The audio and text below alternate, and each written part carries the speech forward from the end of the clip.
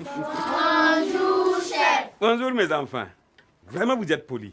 Asseyez-vous. Bonjour, chef. Ça va bien? Tout se passe bien. J'ai caché le ballon dans ma chambre et depuis, les enfants travaillent bien. À ta place, je l'aurais éventré, ce ballon. Parce qu'il faut que les enfants travaillent bien.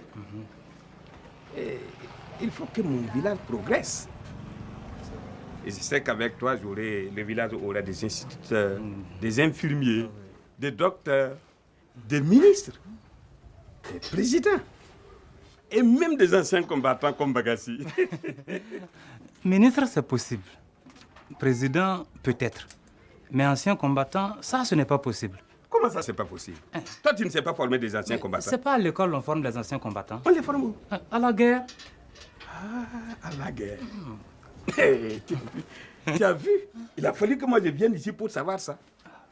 Vraiment, à l'école, les enfants, on apprend beaucoup de choses. Il faut bien travailler. Hein? Du courage. Hein? Bon, monsieur, je vais vous dire au revoir. Dites au revoir au chef. Au revoir, chef. Au revoir, mes enfants. Au revoir.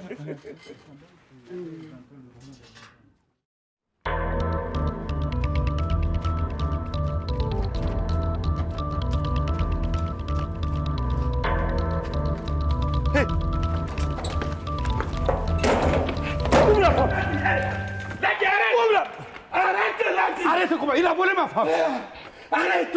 Ouvre la porte. Pas avant que tu ne déposes ce fusil. Ouvre la porte. Arrête la dit. C'est quoi? Ouvre la porte. Il a volé ma femme. Ce n'est plus ta femme. Il a raison, tu l'as répudié. Mais même si je l'ai répudié, elle va se séparer ou bien elle va se faire célibataire là. Mais écoute la Ladi, tu te comptes? Calme. Ça veut dire quoi ça? Hein? Omar. Attends, à partir du moment où tu l'as répudiée, tu n'as plus rien à voir avec elle. Hein? Quoi? Ça va pas? Tu l'as répudiée? Tu m'as manqué du respect. Tu devais l'amener chez moi pour que je la conduise chez ses parents, non? Mais c'est ce que je m'apprêtais à faire quand cet imbécile est venu la kidnapper avant moi. Où est-elle? Elle est au presbytère là. Là. Mais si tu l'as... Doucement! Si elle a touché, je vais le tuer. Seigneur, qu'est-ce que tu vas imaginer encore? Qu'est-ce que tu ne vas pas imaginer? Je veux des excuses et sur le champ. C'est vrai, il a raison. Pourquoi? Parce que c'est un curé. Un curé ne convoite pas la femme des autres. Attends, il fallait donc pas qu'il se mêle de cette histoire-là. Comment un curé se mêle de l'histoire des hommes qui ont des femmes? Je lui ai dit la même chose. C'est fini maintenant. Je vais trancher en tant que chef. Monsieur le curé, tu lui ramènes sa femme. S'il la réclame là, c'est qu'il en a besoin toujours. Alors? Chef, je ne parle pas. Ah bon, voilà. Tu entends? Ça, c'est une femme impolie, hein? Quand un chef parle, on lui obéit. Tenez, va faire tes affaires, tu rentres à la maison. Ouais. Ah non, chef. Doucement. Comment Elle est doucement? venue se réfugier à l'église. Vous n'avez pas le droit de l'obliger à faire des choses contre son gré. Quoi? Ensuite, chef, j'exige que Lagui me présente ses excuses tout de suite. Ouais, il a raison. Pourquoi? Ça, jamais. Ne déconne pas. Jamais. Je te dis, ne déconne pas. Quand il a fusé ton derrière là, Hein? il t'a présenté ses excuses. Je lui ai même donné des pintades, rappelez-vous. C'est vrai. C'est 4, hein? Ouais. Qu'est-ce que tu dis? Écoute, c'est quoi? Tu lui présentes tes excuses ou quoi? Moi, je vais bien présenter les excuses, mais les pétards, il ne faut pas qu'il rêve de ça. Hein? Bon, ça, c'est pas un problème. Tenez! Prends tes affaires, on va à la maison. Ouais, viens. Bon, monsieur le curé, c'est accepté, hein? Mets-toi devant. Viens. Bon, au revoir.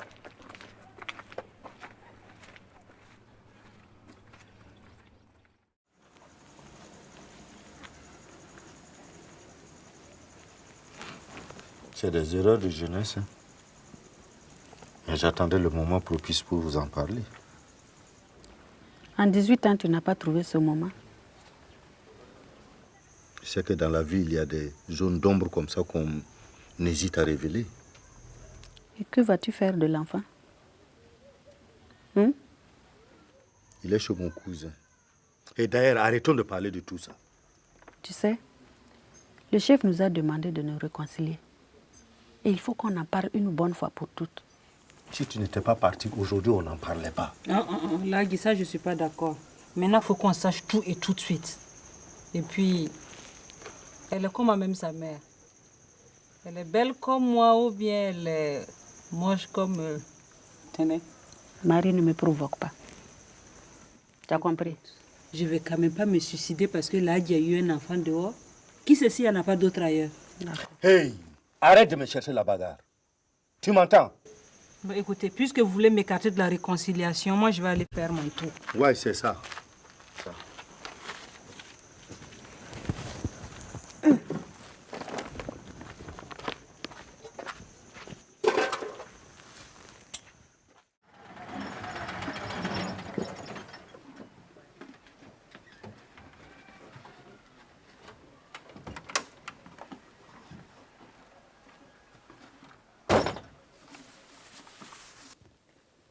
Ah, chef. Monsieur le curé. Ouais, comment ça va? La santé. Oui, ça Ça va bien? Ouais. Faut t'asseoir. Ah, merci. Tu vas bien, hein? Oui, ça va. D'accord, merci. Je t'ai apporté un médicament pour ta toux, là. Je crois que c'est 2 cuillerées. Ça, c'est un médicament de blanc. Je ne touche jamais à ça. Et puis, je vais te dire une chose. Je n'ai pas de tout. Mais comment? J'ai un vrai problème. Et je cherche un vrai médicament. Quel vrai médicament? C'était garder un secret. Attends, chef. Tu n'as pas confiance en moi? Si, mais tu comprends, c'est pas comme ça. Mais c'est quoi, alors? C'est dont je souffre là. Les gens ne doivent pas le savoir au village. Mais si on ne sait pas de quoi tu souffres, on ne peut pas te soigner. La maladie que j'ai n'est pas une maladie ordinaire. Mais si ce n'est pas une maladie ordinaire, ça doit être difficile de trouver le médicament. Mais je sais où on peut trouver les médicaments. Mais c'est qu'en tant que chef, je ne peux pas y aller. Mais et ton neveu alors? Non, surtout pas lui. Tu dis que les gens ne doivent pas le savoir. Même moi? Non, chez toi, c'est pas la même chose. On m'a dit que les prêtres savent garder le secret jusqu'à la tombe. Même au-delà, non? C'est pas ça? Ah ben oui, c'est vrai que nous sommes tenus par le secret de la confession. Donc tu sauras fermer ta bouche. Je te dis que je ne dirai rien à personne. Mais je ne veux pas que les gens sachent. D'accord, c'est entendu. Mais jusque-là, tu ne m'as toujours pas dit de quoi tu souffres.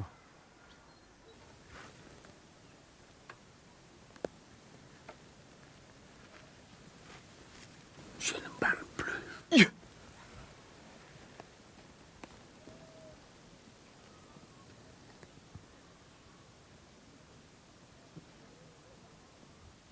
Mais comme ça, là, ça fonctionne un peu, ou bien c'est la panne totale? Ne parle pas si fort. Toi aussi.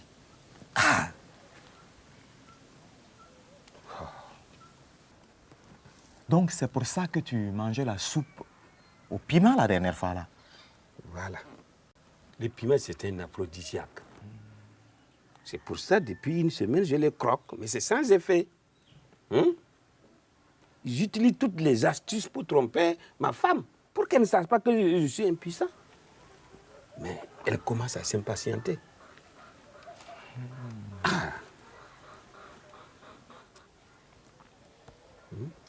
Je comprends, mais moi, je suis un prêtre. Un prêtre à la recherche d'un aphrodisiaque, ben, ça va paraître plutôt bizarre. Bon, tu sais ce que tu vas faire. Tu laisses ta soutane et tu pars. Ah oui? Voilà. C'est vrai que c'est une idée. Voilà. Tiens, je vais m'habiller en lagi. Tous les guérisseurs savent que les lagis, ils fonctionnent avec les aphrodisiaques parce qu'ils ont beaucoup de femmes. Je savais que je pouvais compter sur toi. Hein? Ah oui. Tu es le seul qui peut me sauver. Donc, s'il plaît à Dieu, tu auras ton médicament avant la tombée de la nuit. Et tu auras ton ballon à toi et tout. Comment ça, mon ballon? Oui, tu l'as? je te dis que tu auras ton ballon à toi et tout. Allez. Voilà, à tout à l'heure. Aïe, aïe, aïe. C'est bon, hein?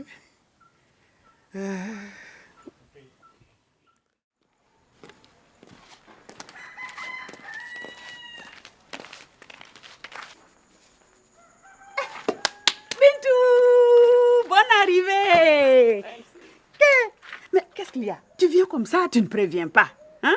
Mais maman, ce sont les vacances, on nous a laissés. Ouais. Ah, Marie! Oui. Bintou est venue. Bintou! Atou! Ça va? Ça va. Bintou! Et les gens de la ville? Ils vont bien. Et ton examen? J'ai échoué au second tour. Bintou, faut pas dire ça là, Guy. Hein? D'accord, j'ai entendu. Ah, sinon il va nous tuer ici. Bintou, comment tu t'es arrangé? Hey, laisse-la. Ça va? Ça va. Tu dois être fatiguée, viens. Eh, Bintou, elle a grandi, hein?